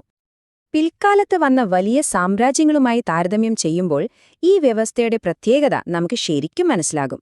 നോക്കൂ, അവർക്കൊരു സ്റ്റാൻഡിംഗ് ആർമി, അതായത് ഒരു സ്ഥിരം സൈന്യമുണ്ടായിരുന്നില്ല. യുദ്ധം വരുമ്പോൾ ഗോത്രത്തിലെ പുരുഷന്മാരെല്ലാം ഒന്നിച്ചു ചേർന്ന് പോരാടി. അതുപോലെ നികുതി പിരിക്കാനോ നിയമം നടപ്പാക്കാനോ വേണ്ടി പ്രത്യേക ഉദ്യോഗസ്ഥന്മാരും ഉണ്ടായിരുന്നില്ല. എല്ലാം ആ ഗോത്രത്തിന്റെ ഒരു കൂട്ടായ ഉത്തരവാദിത്വം പോലെയായിരുന്നു. എന്നാൽ കാലം മുന്നോട്ടു പോയപ്പോൾ ഈ സിസ്റ്റത്തിലും മാറ്റങ്ങൾ വന്നു തുടങ്ങി. ഗോത്രത്തെ അടിസ്ഥാനമാക്കിയിരുന്ന ജന എന്ന ആശയം മാറി പതിയെ പ്രദേശത്തെ അടിസ്ഥാനമാക്കിയുള്ള ജനപദത്തിലേക്ക് കാര്യങ്ങൾ നീങ്ങി. പിന്നെ സ്വമേധ്യ സന്തോഷത്തോടെ കൊടുത്തിരുന്ന ബലിയുണ്ടല്ലോ, അത് നിർബന്ധമായി പിരിക്കുന്ന നികുതികളായി മാറി. പക്ഷേ ഇതിലെ ഏറ്റവും വലിയ മാറ്റം അതൊന്നുമല്ല. ഒരു കാലത്ത് രാജാവിന്റെ അധികാരത്തെ വരെ ചോദ്യം ചെയ്തിരുന്ന ആ ശക്തമായ സഭയും സമിതിയും പതിയെ ദുർബലമായി, അല്ലെങ്കിൽ ഇല്ലാതായി. അതോടെ അധികാരം മുഴുവൻ ഒരാളിൽ കേന്ദ്രീകരിക്കാൻ തുടങ്ങി. നമ്മൾ ഇത്രയും കാര്യങ്ങൾ മനസ്സിലാക്കിയല്ലോ. അപ്പോ ഈ ഒരു പുരാതന ഭരണ സംവിധാനത്തിൽ നിന്ന് നമുക്കിന്ന് എന്ത് പാഠമാണ് ഉൾക്കൊള്ളാനുള്ളത്? എന്താണിതിന്റെ യഥാർത്ഥ പാരമ്പര്യം? ഈ ഉദ്ധരണിയിൽ പറയുന്നത് പോലെ ആ ജനകീയ സഭകൾക്ക് അന്ന് വലിയ വിലയുണ്ടായിരുന്നു. ഒരു നേതാവിന്, ഒരു രാജാവിന് തന്റെ സ്ഥാനം നിലനിർത്തണമെങ്കിൽ ഈ സഭകളുടെ പിന്തുണ കൂടിയേ തീരൂ. അതിനർത്ഥം ജനങ്ങളുടെ അഭിപ്രായത്തിന്, അവരുടെ ശബ്ദത്തിന് അത്രത്തോളം വില കൽപ്പിച്ചിരുന്നുന്നാണ്. അപ്പോ ചുരുക്കി പറഞ്ഞാല് ഋഗ്വേദ കാലഘട്ടത്തിലെ ഈ രാഷ്ട്രീയ സംവിധാനത്തെ നമുക്ക് ഒരു ട്രൈബൽ ചീഫ്ഡം എന്ന് വിളിക്കാം. ഇത് എന്തോ പിന്നോക്കം നിൽക്കുന്ന ഒരു സിസ്റ്റം ആയിരുന്നില്ല. മറിച്ച് അക്കാലത്തെ ആ നാടോടികളായ കന്നുകാലികളെ ആശ്രയിച്ച് ജീവിച്ചിരുന്ന സമൂഹത്തിന് ഏറ്റവും അനുയോജ്യമായതും വളരെ കാര്യക്ഷമവുമായ ഒരു ഭരണക്രമം തന്നെയായിരുന്നു അത്. അപ്പോ നമ്മൾ ഈ വിശകലനം അവസാനിപ്പിക്കുമ്പോൾ ഒരു വലിയ ചോദ്യം ബാക്കിയാവാണ്.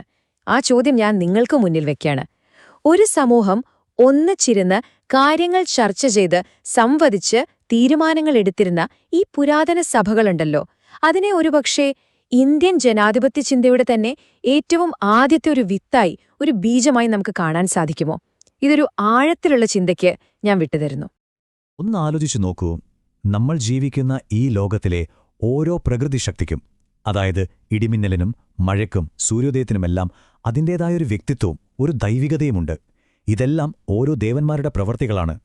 ഋഗ്വേദ കാലഘട്ടത്തിലെ ആളുകൾ ജീവിച്ചിരുന്നത് ഏകദേശം അങ്ങനെയൊരു ലോകത്തായിരുന്നു.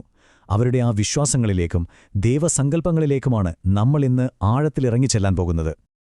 ഈ ഒരു വാചകം, അല്ലെങ്കിൽ ഈ ഒരു ആശയം, ശരിക്കും പറഞ്ഞാൽ ഋഗ്വേദ കാലത്തെ വിശ്വാസങ്ങളുടെ എല്ലാം കാതലാണ്. കാരണം എന്താണെന്ന് വെച്ചാൽ അവരുടെ ക്ഷേത്രങ്ങൾ എന്ന് പറയുന്നത് വലിയ പർവ്വതങ്ങളും ഒഴുകുന്ന നദികളുമൊക്കെയായിരുന്നു. അവരുടെ പ്രാർത്ഥനകൾ മഴയ്ക്കും നല്ല വിളവിനും സമൃദ്ധിക്കും വേണ്ടിയായിരുന്നു. ചുരുക്കി പറഞ്ഞാൽ അവർക്ക് ചുറ്റുമുള്ള പ്രകൃതിയിൽ നിന്ന് തന്നെയാണ് അവർ തങ്ങളുടെ ദൈവങ്ങളെ കണ്ടെത്തിയത്. അപ്പോ അവരുടെ മതത്തിന്റെ പ്രധാന ആശയം ഇതായിരുന്നു: പ്രകൃതിപരമായ ബഹുദൈവത്വം.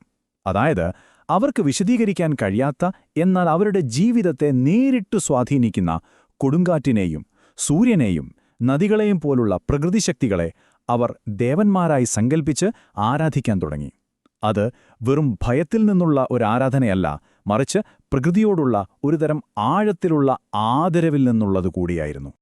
അവർക്ക് ചുറ്റുമുള്ള ഈ ലോകത്തെ മനസ്സിലാക്കാൻ അവരൊരു എളുപ്പവഴി കണ്ടെത്തി. ആര്യന്മാർ സൂര്യനിലും ചന്ദ്രനിലും നദികളിലും പർവ്വതങ്ങളിലുമെല്ലാം ജീവനുണ്ടെന്ന് വിശ്വസിച്ചു. ഈ പ്രകൃതി ശക്തികൾക്ക് മനുഷ്യന്റെയോ മൃഗങ്ങളുടെയോ ഒക്കെ സ്വഭാവങ്ങൾ നൽകി. അവയെ ഓരോ ദേവന്മാരായി ആരാധിച്ചു. ഓരോന്നിനും ഓരോ വ്യക്തിത്വം നൽകി. അപ്പോ ഒന്ന് ആലോചിച്ചു നോക്കൂ, അവരുടെ വിശ്വാസ സമ്പ്രദായം എത്രത്തോളം വലുതായിരുന്നുവെന്ന്. അവർക്ക് ഈ ലോകമെന്ന് പറയുന്നത് വെറുമൊരു സ്ഥലമല്ലായിരുന്നു, അത് ദേവന്മാരാൽ നിറഞ്ഞ് സജീവമായ ഒന്നായിരുന്നു. ആകാശത്ത് ഒരു ഇടിമിന്നലുണ്ടാകുമ്പോൾ അതൊരു ദേവന്റെ കോപമായും ഭൂമിയിലേക്ക് മഴ പെയ്യുന്നത് മറ്റൊരു ദേവന്റെ അനുഗ്രഹമായും അവർ കണ്ടു. അപ്പോ ഈ ഒരു ദൈവിക ലോകത്തിലെ പ്രധാനികൾ ആരൊക്കെയായിരുന്നു? ശരിയാണ്, ഋഗ്വേദത്തിൽ ഒരുപാട് ദേവന്മാരുണ്ട്. പക്ഷേ അതിൽ ചിലർക്ക് ഒരു പ്രത്യേക സ്ഥാനമുണ്ടായിരുന്നു. അവർക്കായി സമർപ്പിച്ച സ്തുതിഗീതങ്ങളുടെ എണ്ണം നോക്കിയാൽ മാത്രം മതി അത് മനസ്സിലാക്കാൻ. ദേവന്മാരിൽ ഏറ്റവും പ്രധാനി, അല്ലെങ്കിൽ കിങ് എന്ന് വേണമെങ്കിൽ പറയാം, അത് ഇന്ദ്രയായിരുന്നു. അദ്ദേഹത്തിന്റെ പ്രാധാന്യം എത്രത്തോളമുണ്ടെന്നറിയാൻ ഈ ഒരു കണക്ക് മാത്രം മതി. ഋഗ്വേദത്തിലെ 4/1 ഭാഗം, അതായത് ഏകദേശം 250 സ്തുതിഗീതങ്ങളാണ് ഇന്ദ്രയെ മാത്രം പ്രകീർത്തിക്കുന്നത്. ഒന്ന് ആലോചിച്ചു നോക്കൂ. ഇന്ദ്രയ്ക്ക് തൊട്ടു പിന്നാലെ ഏറ്റവും കൂടുതൽ ആരാധിക്കപ്പെട്ടിരുന്നത് അഗ്നിയെയായിരുന്നു. ഏകദേശം 200 ഗീതങ്ങൾ അഗ്നിക്കു വേണ്ടിയും മാറ്റിവെച്ചിരുന്നു. അപ്പോൾ ഇന്ദ്രയും അഗ്നിയും, ഈ രണ്ടുപേരായിരുന്നു ഋഗ്വേദകാലത്തെ ഏറ്റവും ശക്തരായ, ഏറ്റവും ആരാധിക്കപ്പെട്ട ദേവന്മാർ. അപ്പോ എന്തുകൊണ്ടാണ് ഇന്ദ്രയ്ക്ക് ഇത്രയധികം പ്രാധാന്യം കിട്ടിയത്? എന്തൊക്കെയായിരുന്നു അദ്ദേഹത്തിന്റെ പ്രധാന റോളുകൾ? നമുക്കൊന്ന് നോക്കാം. ഇന്ദ്ര ഒരേ സമയം അവരുടെ പടത്തലവനും ഭൂമിയിലേക്ക് ജീവജലമെത്തിക്കുന്ന മഴയുടെ ദേവനുമായിരുന്നു. അതായത് ഇന്ദ്രയുടെ ചുമതലകൾ അവരുടെ ആ ഒരു ഗോത്ര ജീവിതരീതിയുമായി നേരിട്ട് ബന്ധപ്പെട്ട് കിടക്കുന്നതായിരുന്നു. ഒരു യോദ്ധാവെന്ന നിലയിൽ ഗോത്രങ്ങളെ യുദ്ധത്തിൽ വിജയത്തിലേക്ക് നയിച്ചതും, മഴയുടെ ദേവനെന്ന നിലയിൽ കൃഷിക്കും കന്നുകാലികൾക്കും ആവശ്യമായ വെള്ളം നൽകിയതും ഇന്ദ്രയാണെന്നവർ വിശ്വസിച്ചു. അതുകൊണ്ടാണ് കോട്ടകൾ തകർക്കുന്നവനെന്നർത്ഥത്തിൽ അദ്ദേഹത്തെ പുരന്ധരൻ എന്നൊക്കെ വിളിച്ചിരുന്നത്. അപ്പോൾ ഇന്ദ്ര സ്വർഗത്തിൽ നിന്നും യുദ്ധക്കളത്തിൽ നിന്നുമൊക്കെ അനുഗ്രഹങ്ങൾ നൽകുമ്പോൾ, ഇവിടെ ഭൂമിയിൽ മനുഷ്യർക്ക് ഏറ്റവും അടുപ്പമുള്ള, അല്ലെങ്കിൽ ഏറ്റവും ഉപകാരപ്രദമായ ദേവനായിരുന്നു അഗ്നി. അഗ്നി എന്ന് പറയുന്നത് കേവലം തീയല്ല, മറിച്ച് മനുഷ്യരും ദേവന്മാരും തമ്മിലുള്ള ഒരു പ്രധാനപ്പെട്ട കണ്ണിയായിരുന്നു. കാരണം ഒന്നാലോചിച്ചു നോക്കൂ, ഭക്ഷണം പാകം ചെയ്യാനും രാത്രിയിൽ വെളിച്ചം തരാനും കൃഷിക്കായി കാട് വെട്ടിത്തെളിക്കാനുമെല്ലാം അഗ്നി കൂടിയേ തീരൂ. അതോടൊപ്പം തന്നെ യജ്ഞങ്ങളിൽ സമർപ്പിക്കുന്ന വഴിപാടുകൾ പുകയുടെ രൂപത്തിൽ സ്വർഗത്തിലെത്തിച്ച് ദേവന്മാർക്ക് നൽകുന്നത് അഗ്നിയാണെന്നും അവർ വിശ്വസിച്ചു. അതുകൊണ്ടുതന്നെ അഗ്നി മനുഷ്യർക്കും ദേവന്മാർക്കുമിടയിലെ ഒരു മധ്യവർത്തിയായി, ഒരു മെസ്സഞ്ചറായി മാറി. ഇന്ദ്രയ്ക്കും അഗ്നിക്കും പുറമെ വേറെയും പ്രധാനപ്പെട്ട ദേവന്മാരുണ്ടായിരുന്നു. അതിൽ പ്രപഞ്ചത്തിന്റെ ഒരു താളം നിയന്ത്രിച്ചിരുന്ന 2 പേരാണ് വരുണനും സോമാനും. ഒരാൾ പ്രപഞ്ചക്രമം നിലനിർത്തുന്ന വരുണ, മറ്റൊരാൾ സസ്യങ്ങളുടെയും പ്രചോദനത്തിന്റെയും ദേവനായ സോമ. അതായത് ജനത്തിന്റെ അധിപനായ വരുണ, അദ്ദേഹത്തിന്റെ പണിയായിരുന്നു പ്രപഞ്ചത്തിലെ എല്ലാ കാര്യങ്ങളും ഒരു ഓർഡറിൽ, ഒരു ചിട്ടയോടെ നടക്കുന്നുവെന്ന് ഉറപ്പുവരുത്തുന്നത്. സൂര്യൻ കൃത്യസമയത്ത് ഉദിക്കുന്നതും അസ്തമിക്കുന്നതും ഋതുക്കൾ മാറിവരുന്നതുമെല്ലാം വരുണന്റെ നിയന്ത്രണത്തിലാണെന്ന് അവർ വിശ്വസിച്ചു. മറുവശത്ത് സോമ സസ്യങ്ങളുടെ ദേവനും അതിൽ നിന്നുണ്ടാക്കുന്ന ഒരു പ്രത്യേകതരം ലഹരിപാനീയവുമായിരുന്നു. ഇത് കവികൾക്ക് പ്രചോദനം നൽകുമെന്നും യോദ്ധാക്കൾക്ക് യുദ്ധത്തിൽ കൂടുതൽ ശക്തി നൽകുമെന്നും വിശ്വസിക്കപ്പെട്ടു. അപ്പോൾ ഇവിടെയാണ് ഏറ്റവും നിർണായകമായൊരു പോയിന്റ് വരുന്നത്. ഇന്ദ്രയെപ്പോലെ ഇത്രയും ശക്തരായ ദേവന്മാർക്കു മുകളിൽ ഈ പ്രപഞ്ചത്തെ മുഴുവൻ നിയന്ത്രിക്കുന്ന ഒരടിസ്ഥാന തത്വമുണ്ടെന്ന് അവർ വിശ്വസിച്ചു. ഇവിടെ ഒരു ചോദ്യം വരാം, അല്ലേ? ഇത്രയധികം ശക്തരായ ദൈവങ്ങൾ, ഓരോരുത്തർക്കും അവരവരുടെ ശക്തിയും അധികാരവുമുണ്ട്. എന്നിട്ടും ഈ പ്രപഞ്ചം എങ്ങനെയാണ് ഒരു സന്തുലിതാവസ്ഥയിൽ മുന്നോട്ടു പോയത്? എന്തായിരുന്നു അതിനെ നിയന്ത്രിച്ചിരുന്നത്? ആ തത്വത്തെയാണ് അവർ റീറ്റ എന്ന് വിളിച്ചത്. സിമ്പിളായി പറഞ്ഞാൽ പ്രപഞ്ചത്തിലെ ധാർമ്മികവും ഭൗതികവുമായ നിയമമായിരുന്നു അത്. സൂര്യൻ എന്നും കിഴക്കുദിക്കുന്നതും ഋതുക്കൾ കൃത്യമായി മാറിവരുന്നതും നദികൾ അതിന്റെ വഴിക്കൊഴുകുന്നതുമെല്ലാം ഈ റീറ്റയുടെ ഭാഗമായിരുന്നു. എന്തിന്, ദേവന്മാർ പോലും ഈയൊരു നിയമത്തിന് വിധേയരായിരുന്നു എന്നാണ് അവർ വിശ്വസിച്ചത്. ഈയൊരു താരതമ്യം നോക്കിയാൽ ദൈവങ്ങളുടെ റോളുകളിലുള്ള വ്യത്യാസം നമുക്ക് ശരിക്കും മനസ്സിലാകും. ഇന്ദ്രയുടെ ശക്തിയെന്ന് പറയുന്നത് വളരെ ആക്റ്റീവായിരുന്നു, ഒരു ആക്രമണോത്സുക സ്വഭാവമുള്ളത്. പക്ഷേ റിറ്റായുടെ കാവൽക്കാരനായ വരുണന്റെ ശക്തി അതായിരുന്നില്ല. മറിച്ച് പ്രപഞ്ചത്തിന്റെ അടിസ്ഥാന ഘടനയെയും അതിന്റെ സന്തുലിതാവസ്ഥയെയും നിലനിർത്തുക എന്നതായിരുന്നു. ഓക്കെ, അപ്പോൾ ഈ ദേവന്മാരെയും റീറ്റ എന്ന ആശയത്തെക്കുറിച്ചുമൊക്കെ നമ്മൾ സംസാരിച്ചു. പക്ഷെ ഒരു സാധാരണ മനുഷ്യൻ എങ്ങനെയാണ് ഈ വിശ്വാസങ്ങളെയൊക്കെ അവരുടെ ജീവിതത്തിന്റെ ഭാഗമാക്കിയത്? അവരുടെ ആരാധനാരീതികൾ എങ്ങനെയുള്ളതായിരുന്നു? അവരുടെ മതം ശരിക്കും പറഞ്ഞാൽ വളരെ ലളിതവും പ്രായോഗികവുമായിരുന്നു. ഇന്ന് നമ്മൾ കാണുന്നത് പോലെയുള്ള വലിയ ക്ഷേത്രങ്ങളോ വിഗ്രഹങ്ങളോ ഒന്നും അന്നുണ്ടായിരുന്നില്ല. തുറന്ന സ്ഥലത്ത് യജ്ഞങ്ങൾ നടത്തി പ്രകൃതി ശക്തികളായ ദേവന്മാരോട് അവർ നേരിട്ട് പ്രാർത്ഥിച്ചു. അവരുടെ ആവശ്യങ്ങളും വളരെ പ്രായോഗികവുമായിരുന്നു. ആത്മീയ മോക്ഷം പോലുള്ള കാര്യങ്ങളായിരുന്നില്ല, മറിച്ച് കുട്ടികൾ, കന്നുകാലികൾ, സമ്പത്ത്, പിന്നെ യുദ്ധത്തിൽ വിജയം, ഇതൊക്കെയായിരുന്നു പ്രധാന പ്രാർത്ഥനകൾ. ഇതാണ് അവരുടെ മതപരമായ ആചാരങ്ങളുടെയെല്ലാം കാതൽ എന്ന് പറയുന്നത്. അവരുടെ ലക്ഷ്യം ഈ ലോകത്തുനിന്ന് രക്ഷപ്പെടുക എന്നതായിരുന്നില്ല, മറിച്ച് ഈ പ്രകൃതിയെ ഒരു ദൈവമായി കണ്ട് അതിനോട് ഇണങ്ങി അതിന്റെ അനുഗ്രഹങ്ങളോടെ ഇവിടെ തന്നെ നന്നായി ജീവിക്കുക എന്നതായിരുന്നു. അപ്പോൾ ഈയൊരു ചോദ്യത്തോടെ നമുക്ക് അവസാനിപ്പിക്കാം. ആയിരക്കണക്കിന് വർഷങ്ങൾക്ക് മുൻപ് മനുഷ്യർ ദൈവമായി കണ്ടിരുന്ന അതേ ഇടിമിന്നലിനെയും മഴയെയും സൂര്യനെയുമൊക്കെ ഇന്ന് നമ്മൾ എങ്ങനെയാണ് കാണുന്നത്? ശാസ്ത്രീയമായി വിശദീകരിക്കാൻ കഴിയുന്ന പ്രതിഭാസങ്ങൾ മാത്രമാണോ? അതോ അതിനപ്പുറം എന്തെങ്കിലും ചിന്തിക്കാനുണ്ടോ? മനുഷ്യനും പ്രകൃതിയും ദൈവികതയും തമ്മിലുള്ള ബന്ധത്തെക്കുറിച്ച് ഒന്നുകൂടി ആലോചിക്കാൻ ഒരുപക്ഷെ ഈ ചോദ്യം നമ്മളെ സഹായിച്ചേക്കാം.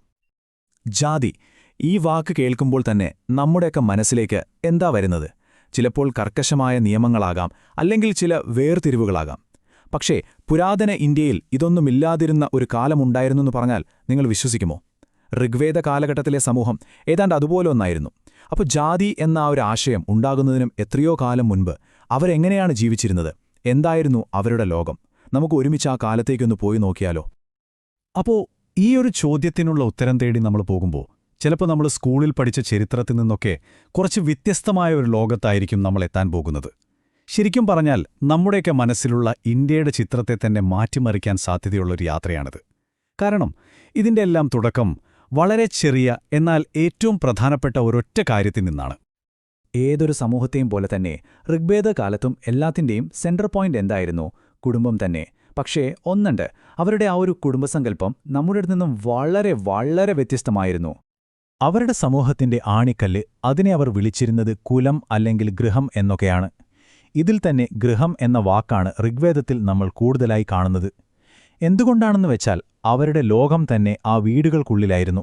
ഒരു വംശപരമ്പര എന്നതിനേക്കാൾ ഒരുമിച്ച് ഒരു കൂരയ്ക്ക് കീഴിൽ താമസിക്കുന്ന ആ ഒരു കൂട്ടായ്മ, അതിനായിരുന്നു അവർ കൂടുതൽ പ്രാധാന്യം കൊടുത്തത്. അപ്പോൾ ഈ കുടുംബത്തിന്റെ സ്വഭാവം എന്തായിരുന്നു? ഇതൊരു പുരുഷാധിപത്യ സമൂഹമായിരുന്നു, അതായത് ഒരു പാട്രിയാർക്കൽ ഫാമിലി സിസ്റ്റം. കുടുംബത്തിന്റെ തലവനെ ഗൃഹപതിയെന്നോ കുലവനെന്നോ ആണ് വിളിച്ചിരുന്നത്. ആ വീട്ടിലെ ആളുകളുടെയും കന്നുകാലികളുടെയും ഒക്കെ സംരക്ഷണം അദ്ദേഹത്തിന്റെ ചുമതലയായിരുന്നു. പ്രധാനപ്പെട്ട തീരുമാനങ്ങളൊക്കെ എടുത്തിരുന്നതും അദ്ദേഹം തന്നെ. ഒന്ന് മനസ്സിൽ കണ്ടു നോക്കിയേ, അപ്പൂപ്പനും അമ്മൂമ്മയും മക്കളും കൊച്ചുമക്കളുമൊക്കെയായിട്ട് ഒരുമിച്ച് താമസിക്കുന്ന വലിയ വലിയ കൂട്ടുകുടുംബങ്ങൾ. അധികാരം അച്ഛനിൽ നിന്നും മകനിലേക്ക് കൈമാറുന്ന ഒരു രീതി. പിന്നെ ഗോത്രങ്ങൾ തമ്മിൽ എപ്പോഴും യുദ്ധങ്ങൾ നടന്നിരുന്നൊരു കാലം കൂടിയായിരുന്നു അത്. അപ്പോൾ സ്വാഭാവികമായും പോരാടാനായിട്ട്, ഗോത്രത്തെ രക്ഷിക്കാനായിട്ട് അവർക്ക് ഒരുപാട് ആളുകളെ വേണമായിരുന്നു. അതുകൊണ്ടുതന്നെയായിരുന്നു അവരെപ്പോഴും ആൺമക്കൾക്ക് വേണ്ടി പ്രാർത്ഥിച്ചിരുന്നത്. ശരി, അപ്പോൾ ഈ കുടുംബങ്ങളൊക്കെ ഇങ്ങനെ ഒറ്റക്കൊറ്റയ്ക്ക് നിൽക്കുകയായിരുന്നോ? അല്ല, അവരൊക്കെ കൂടിച്ചേരുമ്പോൾ എന്ത് സംഭവിക്കും? ഒരു വീട് എങ്ങനെയാണ് ഒരു വലിയ സമൂഹത്തിന്റെ ഭാഗമായി മാറുന്നത്?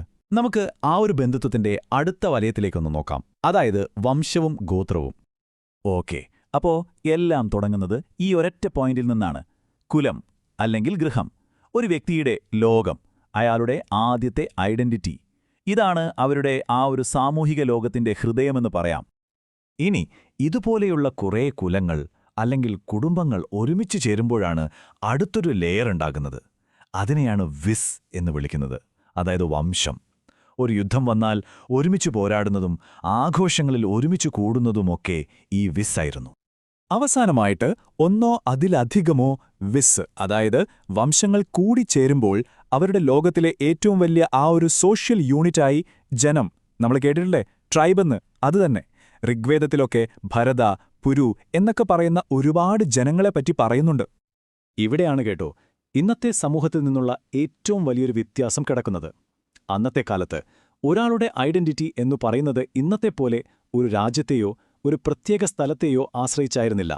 മറിച്ച് നിങ്ങൾ ഏത് ജനത്തിൽപ്പെട്ട ആളാണ്, അതായിരുന്നു നിങ്ങളുടെ ഐഡന്റിറ്റി. അവരുടെ കൂറ്, അവരുടെ ലോയൽറ്റി എല്ലാം സ്വന്തം ഗോത്രത്തോടായിരുന്നു. ശരി, അപ്പം നമ്മൾ കുടുംബം, വംശം, ഗോത്രം ഒക്കെ കണ്ടു. ഇനി നമുക്ക് ആ സമൂഹത്തിനകത്തേക്ക് കുറച്ചുകൂടി ആഴത്തിലൊന്ന് ഇറങ്ങിച്ചെല്ലാം. അവിടുത്തെ ആളുകളുടെ റോലുകൾ, പദവികൾ, പ്രത്യേകിച്ച് സ്ത്രീകളുടെ അവസ്ഥ, ഇതൊക്കെ എങ്ങനെയായിരുന്നു? പുരുഷാധിപത്യം എന്ന് നമ്മൾ പറഞ്ഞെങ്കിലും സ്ത്രീകളുടെ കാര്യം കേൾക്കുമ്പോൾ ചിലപ്പോൾ നമ്മളൊന്ന് ഞെട്ടും. ഇതാണ് ഋഗ്വേദ സമൂഹം നമ്മളെ ശരിക്കും അത്ഭുതപ്പെടുത്തുന്നൊരു പോയിന്റ്. ഒരു വശത്ത് നോക്കുമ്പോൾ യെസ്, അതൊരു പുരുഷാധിപത്യ സമൂഹമായിരുന്നു. യുദ്ധം ചെയ്യാനൊക്കെയായിട്ട് ആൺമക്കളെ ഒരുപാട് ആഗ്രഹിച്ചിരുന്നു. പക്ഷേ മറുവശത്ത് സ്ത്രീകൾക്ക് കിട്ടിയിരുന്ന സ്വാതന്ത്ര്യം അവിശ്വസനീയമായിരുന്നു. അവർക്ക് പുരുഷന്മാരെ പോലെ തന്നെ വിദ്യാഭ്യാസം നേടാൻ അവസരമുണ്ടായിരുന്നു. ഋഗ്വേദത്തിലെ ചില സൂക്തങ്ങൾ പോലും എഴുതിയത് സ്ത്രീകളാണ്. വിദഗ്ധ പോലുള്ള പൊതുസഭകളിൽ അവർ പങ്കെടുത്ത അഭിപ്രായം പറഞ്ഞിരുന്നു. ശൈശവ വിവാഹം, സതി, പർദ്ദ ഇതൊന്നും ആ കാലഘട്ടത്തിൽ കേട്ട് കേൾവി പോലുമില്ലായിരുന്നു. ഇനി സമൂഹത്തിലെ പ്രധാനപ്പെട്ട റോളുകൾ. രാജൻ, അതായത് ഗോത്രതലവൻ, പിന്നെ പുരോഹിതൻ, സേനാനി, ഇതൊക്കെയായിരുന്നു മെയിൻ റോളുകൾ. പക്ഷെ ഒരു മിനിറ്റ്, ഇതൊന്നും ഇന്നത്തെ പോലെ ജന്മം കൊണ്ട് കിട്ടുന്ന പദവികളാണെന്ന് വിചാരിക്കരുത്. അല്ലേയല്ല, കഴിവുള്ള ആർക്കും ഈ സ്ഥാനങ്ങളിലെത്താൻ കഴിയുമായിരുന്നു. ഏറ്റവും ഇൻട്രസ്റ്റിംഗ് ആയ കാര്യം എന്താണെന്ന് വെച്ചാൽ, ആ ഗോത്രത്തിന്റെ തലവനായ രാജനെപ്പോലും തിരഞ്ഞെടുത്തിരുന്നത് സമിതി എന്നൊരു പൊതുസഭയായിരുന്നു. അതായത് അധികാരം പാരമ്പര്യമായിരുന്നില്ല, മറിച്ച് അതൊരു കൂട്ടായ തീരുമാനമായിരുന്നു. ഇതുവരെ നമ്മൾ കണ്ടത് ബന്ധുത്വത്തിലൊക്കെ അടിസ്ഥാനമാക്കിയുള്ള ഒരു ഫ്ലെക്സിബിൾ സമൂഹത്തെയാണ്, അല്ലേ? ഇനി നമ്മൾ വരാൻ പോകുന്നത് ഏറ്റവും പ്രധാനപ്പെട്ട ഒരു ചോദ്യത്തിലേക്കാണ്. ഈ ജാതി വ്യവസ്ഥയുടെ ആദ്യത്തെ ഒരു സ്പാർക്ക്, ആ ഒരു വിത്ത് എവിടെയാണ് നമുക്ക് കാണാൻ കഴിയുന്നത്? വർണ്ണ എന്ന ആ ഒരു കോൺസെപ്റ്റ് എങ്ങനെയാണ് വന്നത്? ആദ്യമായിട്ട് ഒരു സാമൂഹിക വേർതിരിവിനെപ്പറ്റി പറയാൻ അവരുപയോഗിച്ച വാക്ക് വർണ്ണ എന്നായിരുന്നു. അതിൻ്റെ അർത്ഥം എന്താണെന്നറിയോ? വളരെ സിമ്പിളാണ്, നിറം. ഈ ഒരൊറ്റ വാക്കിൽ നിന്നാണ് ഇന്ത്യയുടെ സാമൂഹിക ചരിത്രത്തിലെ ഏറ്റവും സങ്കീർണമായൊരധ്യായം തുടങ്ങുന്നത്. അപ്പോൾ ആദ്യത്തെ ആ ഒരു വിഭജനം എന്നു പറയുന്നത് കുടിയേറി വന്ന ഇന്തോ ആര്യൻ ജനതയും ഇവിടത്തെ തദ്ദേശീയരായ ആളുകളും തമ്മിലായിരുന്നു. എന്തിൻ്റെ അടിസ്ഥാനത്തിലായിരുന്നു ഈ വേർതിരിവ്? പ്രധാനമായും അവരുടെ തൊലിയുടെ നിറം, സംസാരിക്കുന്ന ഭാഷ, പിന്നെ ആചാരങ്ങൾ. ആര്യന്മാർ സ്വയം ആര്യവർണം എന്നും ഇവിടുത്തെ ആളുകളെ ദാസവർണം എന്നും വിളിച്ചു. ദാസന്മാർ തങ്ങളുടെ ദൈവങ്ങളെ ആരാധിക്കുകയോ യാഗങ്ങൾ നടത്തുകയോ ചെയ്യുന്നില്ലെന്നും ഋഗ്വേദം പറയുന്നുണ്ട്. ഇവിടെയാണ് നമ്മൾ ശ്രദ്ധിക്കേണ്ട ഏറ്റവും പ്രധാനപ്പെട്ട കാര്യം. ഇതൊരു ഏർലി സോഷ്യൽ ഡിഫറൻസിയേഷൻ മാത്രമായിരുന്നു. അതായത് ഒരു സാമൂഹിക വേർതിരിവിൻ്റെ ഒരു തുടക്കം, ഞങ്ങൾ വേറെ അവർ വേറെ എന്നൊരു ചിന്ത. അല്ലാതെ ജന്മം കൊണ്ട് ഒരാളുടെ തൊഴിലും സ്ഥാനവും ഒക്കെ തീരുമാനിക്കുന്ന, പിന്നീട് നമ്മൾ കാണുന്ന ആ ഒരു കട്ടയ്ക്ക് നിൽക്കുന്ന വർണ്ണ സിസ്റ്റവുമായി ഇതിന് ഒരു ബന്ധവുമില്ലായിരുന്നു. ഈ പറഞ്ഞതിന് ഋഗ്വേദത്തിൽ നിന്ന് തന്നെ കിട്ടുന്ന ഒരു തെളിവുണ്ട്. ഒരു സൂക്തം അന്നത്തെ സമൂഹത്തെ ഒരു ഫോട്ടോ എടുത്ത് കാണിക്കുന്നത് പോലെ വ്യക്തമാക്കുന്നുണ്ട്. ഒന്ന് ശ്രദ്ധിച്ച് കേട്ടുനോക്കൂ. ഞാനൊരു കവിയാണ്, എന്റെ അച്ഛൻ ഒരു വൈദ്യനാണ്, എന്റെ അമ്മ കല്ലിൽ ധാന്യം പൊടിക്കുന്നു. എന്താണ് ഈ വരികൾ നമ്മളോട് പറയുന്നത്? ഒരേ കുടുംബത്തിൽ തന്നെ കവിയുണ്ട്, ഡോക്ടറുണ്ട്, ധാന്യം പൊടിക്കുന്ന അമ്മയുമുണ്ട്. ഇതിന്റെ അർത്ഥം വളരെ ക്ലിയറാണ്. തൊഴിൽ എന്ന് പറയുന്നത് ജന്മം കൊണ്ട് കിട്ടുന്ന ഒന്നായിരുന്നില്ല, അത് ഓരോരുത്തരുടെയും തെരഞ്ഞെടുപ്പായിരുന്നു. ഇത് ജാതി വ്യവസ്ഥയ്ക്ക് നേരെ ഓപ്പോസിറ്റ് നിൽക്കുന്നൊരാശയമാണ്, അല്ലേ? ശരി, ഇനി നമുക്ക് മറ്റൊരു കാര്യം നോക്കാം. പിന്നീട് നാലാമത്തെ വർണ്ണമായി കണക്കാക്കപ്പെട്ട ശൂദ്രൻ എന്ന വാക്കുണ്ടല്ലോ, അത് ഇത്രയും വലിയൊരു ഗ്രന്ഥമായ ഋഗ്വേദത്തിൽ എത്ര തവണ വന്നിട്ടുണ്ടാകും എന്ന് ഊഹിക്കാമോ? വെറും ഒരൊറ്റ തവണ. ആ ഒരൊറ്റ തവണ വന്നതാകട്ടെ ഋഗ്വേദത്തോട് ഏറ്റവും അവസാനം കൂട്ടിച്ചേർത്ത ഭാഗമെന്ന് ചരിത്രകാരന്മാർ വിശ്വസിക്കുന്ന 10ാം മണ്ഡലത്തിലെ പുരുഷസൂക്തത്തിൽ മാത്രമാണ്. ഇതിൽ നിന്ന് നമുക്ക് എന്തു മനസ്സിലാക്കാം? ബ്രാഹ്മണൻ, ക്ഷത്രിയൻ, വൈശ്യൻ, ശൂദ്രൻ എന്ന ആ ഒരു 4ആയി തിരിക്കുന്ന വർണ്ണ സിസ്റ്റം ഋഗ്വേദ കാലഘട്ടത്തിന്റെ ഒരു പ്രത്യേകതയെ അല്ലായിരുന്നു എന്ന് വളരെ വ്യക്തമാണ്. അപ്പോ നമ്മുടെ ഈ ഒരു അന്വേഷണത്തിനൊടുവിൽ നമ്മൾ എത്തിച്ചേരുന്ന നിഗമനം ഇതാണ്. നമ്മളിന്ന് മനസ്സിലാക്കുന്ന പോലെ ജന്മം കൊണ്ടെല്ലാം തീരുമാനിക്കുന്ന ആ ഒരു കർക്കശമായ വർണ്ണവ്യവസ്ഥ അത് ഋഗ്വേദകാലത്തെ സമൂഹത്തിന്റെ ഭാഗമേ അല്ലായിരുന്നു. അതൊരു തികച്ചും വ്യത്യസ്തമായ ലോകമായിരുന്നു. ബന്ധുത്വത്തിലും ഗോത്രത്തിലും വ്യക്തികളുടെ ഇഷ്ടങ്ങളിലുമൊക്കെ കിട്ടിപ്പടുത്ത ഒരു ലോകം. അപ്പോൾ സ്വാഭാവികമായും നമ്മുടെ മനസ്സിലൊരു വലിയ ചോദ്യം വരും, അല്ലേ? ഇത്രയധികം ഫ്ലെക്സിബിളായിരുന്ന ബന്ധങ്ങളെ അടിസ്ഥാനമാക്കിയുള്ള ഈ സമൂഹം എങ്ങനെയാണ് പിന്നീട് ചരിത്രത്തിലെ ഏറ്റവും കർക്കശമായ ജാതി വ്യവസ്ഥകളിൽ ഒന്നായി മാറിയത്? എവിടെ വെച്ചാണ് ആ മാറ്റം സംഭവിച്ചത്? ഒരുപക്ഷെ അത് നമുക്ക് മറ്റൊരു ദിവസം വിശദമായി ചർച്ച ചെയ്യാനുള്ള വിഷയമാണ്.